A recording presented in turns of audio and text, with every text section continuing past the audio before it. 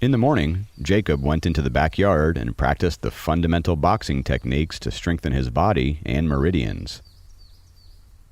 Last night, he unlocked 2 openings. By now, he had 45 openings unlocked. His speed of absorbing essence was much faster than before. However, with his current strength, he still couldn't use the higher-leveled 2 Dragons array formation. The Snake array formation was powerful, with 80 sword energies connecting end to end.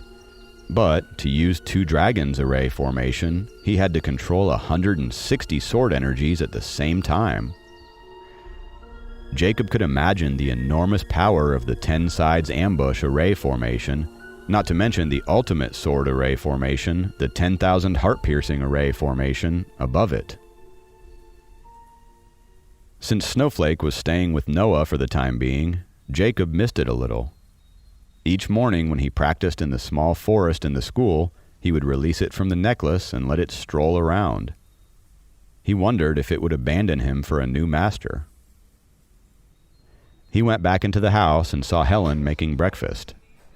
"Good morning, Helen," Jacob greeted her. "Jacob, you are practicing so early in the morning." Helen walked over with a smile, holding a plate of freshly cooked eggs. Jacob looked at her closely and found that her skin was more radiant and her eyes were brighter.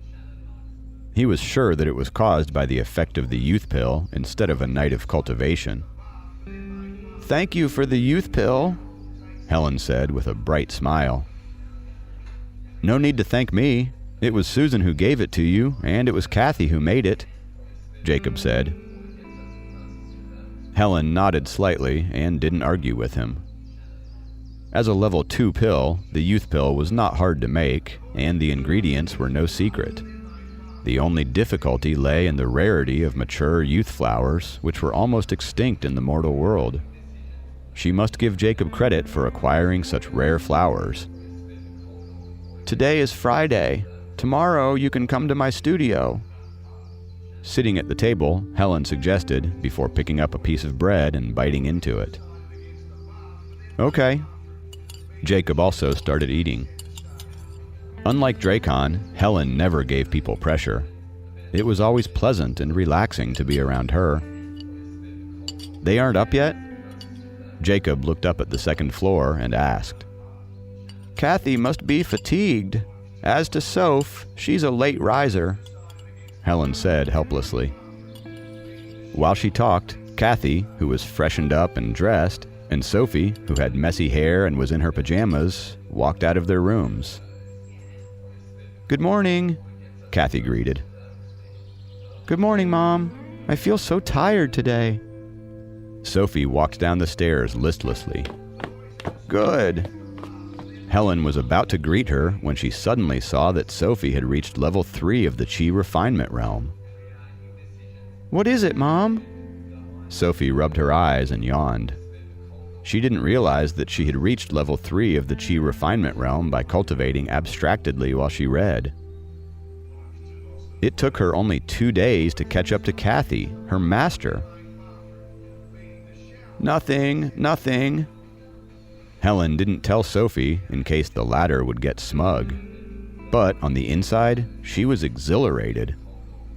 If Sophie could reach the Foundation Establishment realm, she would select a cultivation technique and return to the path of cultivation. Among the 3 of them, Jacob had the highest cultivation strength at the 3rd level, but Sophie had the best talent, which meant that she could probably reach the core formation realm quickly and then surpass Jacob.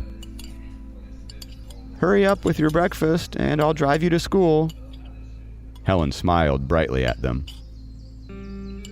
Puzzled, Sophie wondered why her mom was so happy this morning.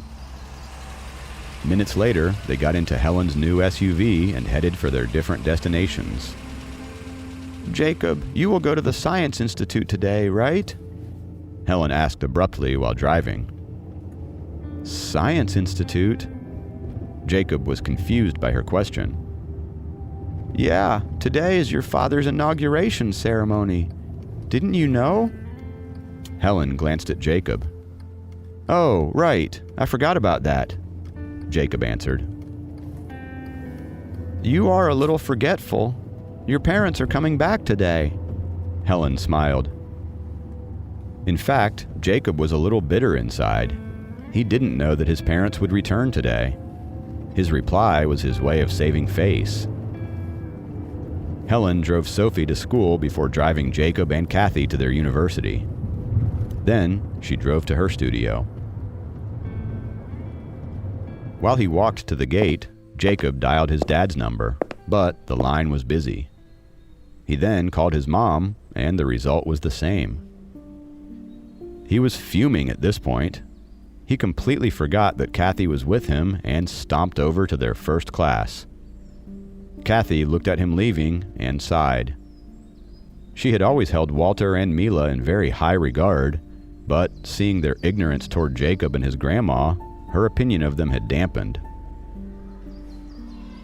She reached the class after fetching her books from the dorm and found Jacob sitting on the last bench, still sulking. She hoped that he would work stuff out with his parents and settle down in her own seat. "I have big news." Ryan, the new class president, suddenly stepped onto the platform in the front of the classroom. "The college has selected some top students to attend the ceremony of the famous scientist Dr. Walter Brown at the Science Institute. The students chosen to attend the ceremony in our class are Kathy and Jacob," Ryan announced in a loud voice. Jacob looked up immediately. Kathy also looked up in surprise. "Each program has 6 spots. Besides the list the college selected, we still have 1 spot. Is there anyone who wants to attend the ceremony?" Ryan asked. "Walter Brown? Is he the famous biologist?" "Not interested. I have to have lunch at that time." "The Science Institute is a government building. I've never been there, but I guess it must be boring." The students talked about it, but no one wanted to go. "Then only Kathy and Jacob will attend." Ryan finished the announcement and returned to the back of the classroom. Jacob didn't want to go, but he didn't have any excuse to not attend, so he just dropped his head on the desk and closed his eyes. At the end of the second class, Jacob heard someone knocking on his desk. He looked up and saw Kathy standing before him. "Don't be so sad, okay?" Kathy pursed her lips and made an attempt to be of help. "Let's go. The school bus is waiting at the gate." Kathy pulled Jacob out of the room. The bus was waiting at the main gate of the campus. When Kathy and Jacob got on board, the bus was already half full. The person sitting in the front row was Liam, the vice principal of the college. That explained to Jacob why his name was on the list with all the other top students. The best students, seated on the bus, all watched as Kathy got onto the bus with Jacob. "It seems that everyone is here. Let's go." Liam, the supervisor of this trip, glanced at the back seats and announced. The bus started, and it started driving towards the Science Institute along the road outside the campus. Jacob sat down in the middle of the bus, and Kathy sat beside him. Although he didn't know what the inauguration ceremony would be like, he didn't want to ask too many questions about it. Kathy knew Jacob was in a bad mood, so she kept quiet, not knowing how to comfort him. Some students inside the bus started discussing amongst themselves. They were all the elites of their schools. Some were the presidents of the student councils of different programs, and some were winners of science fairs, etc. They were showing off and chatting with each other. The school bus drove through a security checkpoint and entered the Science Institute. Those elite students on the bus quieted down since they had never been here before. Liam walked to the front and led everyone into the first hall. The inauguration ceremony was starting within half an hour, so the students from the university were assigned to sit in the 5th and 6th rows in the middle section. In front of the first row, there was a long table with name tags of the high-ranking officials of the city. Around 5 to 6 cameras were set up on both sides of the table. At the front, there was a slightly raised platform with a podium on top of a huge red carpet. These students had never experienced anything like this before. Although they were sitting in the crowd, they got nervous since the cameras were pointed directly at them. Not long after, some officials of the city entered the hall. The deputy mayor, who overlooked the city's economy, walked in front of everybody, and Michael was walking alongside his father.